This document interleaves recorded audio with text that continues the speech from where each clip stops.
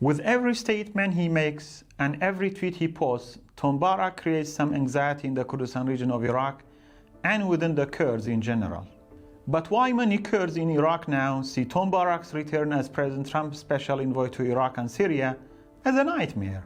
To answer this, we need to understand two histories. First, how Kurds gained political states in recent decades, and second, how the states they live in have repeatedly oppressed them through centralization. For Tom Barrack, the solution to Middle Eastern crisis seems simple. One strong central government, one army, and one state. But this model is exactly what many Kurds fear. The history of the Middle East is where we can learn to understand today's geopolitical changes then. Let's go back 100 years. Mustafa Kemal Atatürk built a Tom Barrack model of state in Turkey in 1923. Yet Turkey went on to experience 5 military coups, ethnic cleansing, and decades of violence and economic hardship. Over half a century ago, Mohammad Reza Shah built a centralized state in Iran, only to be overthrown in 1979 by a popular revolution.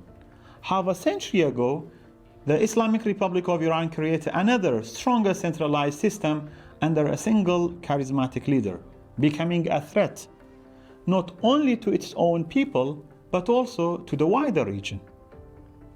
The same logic applies to Saddam's Iraq, Assad's Syria, Ben Ali's Tunisia, and now Ahmad al-Shar''s Syria, a leadership model that Barrack appears to admire.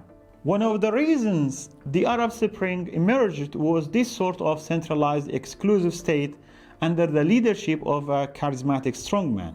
Under Trump, and with Barrack shaping and conducting the Middle Eastern policy, US Middle East strategy seems to be moving away from democratization and towards strong central states led by powerful rulers.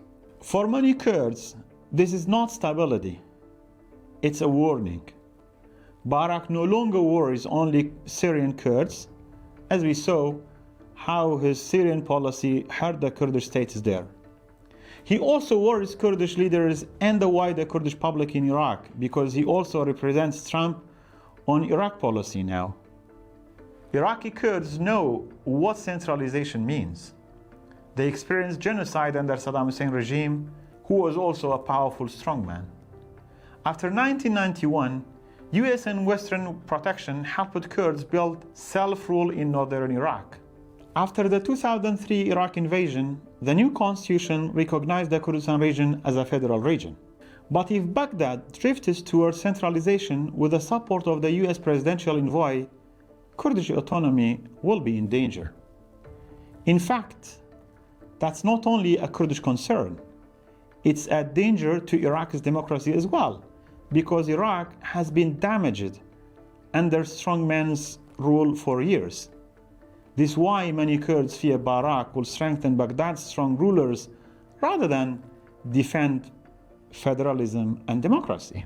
The Kurds saw how Barrack strengthened Ahmad al-Shar''s hand against the most reliable US partners in the war against ISIS. This is where Barrack's strong leadership theory becomes dangerous. In the Middle East, strong leaders have often promised order and delivered disaster. Kurds do not fear unity. In fact, Kurds have long asked for Syria, Turkey, and Iran to redefine themselves in ways that include Kurdish identity, rights, and political participation, as Iraq did in 2003. What Kurds fear is unity without rights, unity without federalism, unity without guarantees, unity at the expense of democracy and inclusion. For them, Barrack's approach risks undoing decades of US and European policy, from the 1991 protection of the Iraqi Kurds to the US-Kurdish military partnership against ISIS after 2014. The real danger is that he may see the Kurds as a problem to be managed inside bigger deals with Ankara, Baghdad, Damascus, and perhaps Tehran. Tom Barrack's new strategy shows a limited understanding of the Middle East's complexity and its diverse ethnic and religious communities. we should always remember that easy solutions to complex problems often fail.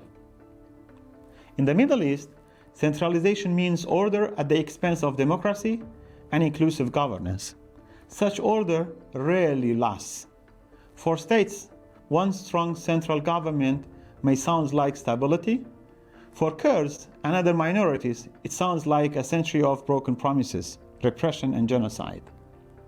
That's why many Kurds see Tom Barrack's return not as diplomacy, but as a nightmare.